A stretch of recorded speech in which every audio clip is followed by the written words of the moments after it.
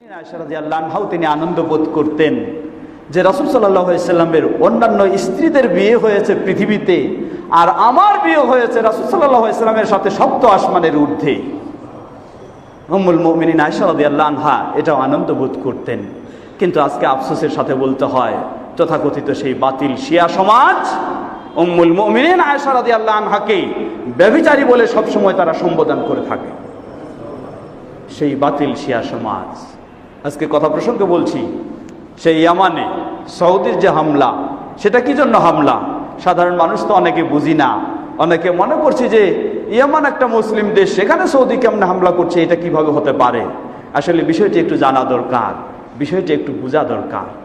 ইয়ামানে যাদের উপর সৌদি হামলা করছে, এরা পৃথিবীর বুকে ইহুদ এবং খ্রিস্টানদের চেয়েও হলো মুসলিমদের জন্য বড় শত্রু। এরা পৃথিবীর বুকে ইহুদ এবং খ্রিস্টানদের চেয়েও হলো মক্কা এবং মদিনার জন্য বড় শত্রু। সৌদি কেন হামলা করলো? কোন অস্ত্রের উপর হামলা করেছে?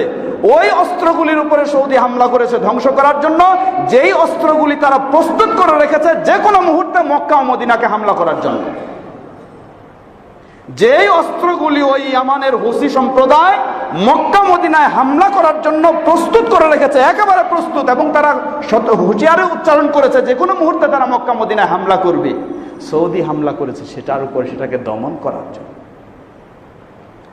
যারা মক্কা মদিনায় হামলা করার জন্য প্রস্তুত, তার ঈমান কোথায়? সে কে? কোন মুসলিম সে? তার দিন কোথায়? তার ইসলাম কি? সুতরাং একটু ভাবার বিষয়। আমরা তো শুধু ইসলামী সাইনবোর্ড দেখেই মনে করি যে হ্যাঁ বিরাট ইসলামী দেশ, ইসলামী এই সেই ইরানের শয়তানি চলতেছে। এইভাবে গোটা বিশ্বে যেখানেই সুন্নি রয়েছে, এই সুন্নিকে ক্ষতিগ্রস্ত করার জন্য গোটা বিশ্বে ইরান এই শত্রুতা, এই ষড়যন্ত্র সর্বত্র চালাচ্ছে। সেই সিরিয়ার কথা বলেন, ইরাকের কথা বলেন, লিবিয়ার কথা বলেন, লেবাননের কথা বলেন, ইয়ামানের কথা বলেন, সর্বত্রই সুন্নিদেরকে যেখানে পাওয়া হচ্ছে আজকে রক্তাক্ত করা হচ্ছে, হত্যা করা হচ্ছে। এই সেই হুসি সম্প্রদায় সেখানে সেই ইরানের, সেই ইয়ামানের সেই সুন্নিদেরকে, যাদের বাচ্চা শিশু সন্তানদেরকে নির্দ্বিধায় তাদেরকে হত্যা করছে, স্ত্রীদেরকে তাদেরকে বিভিন্ন ধরনের তাদের সাথে সেই আচরণ করছে, মুসলিম সুন্নিদের, সুন্নি নারীদের সাথে।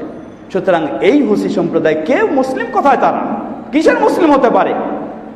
বরং যারা মক্কা মদিনায় গোটা মুসলিম বিশ্বের যেটা কেবলা কাবা, সেই কাবাকে হামলা করার জন্য যে সর্বমুহূর্তে প্রস্তুত, তার ইসলাম কোথায়? তার ঈমান কোথায়?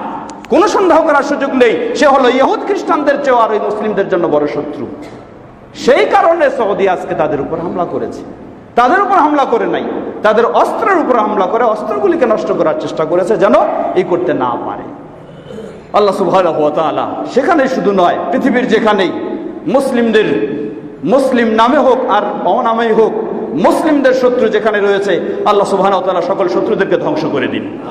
তাদের ষড়যন্ত্রে, তাদের চক্রান্তে তাদেরকে ধ্বংস করে দিন।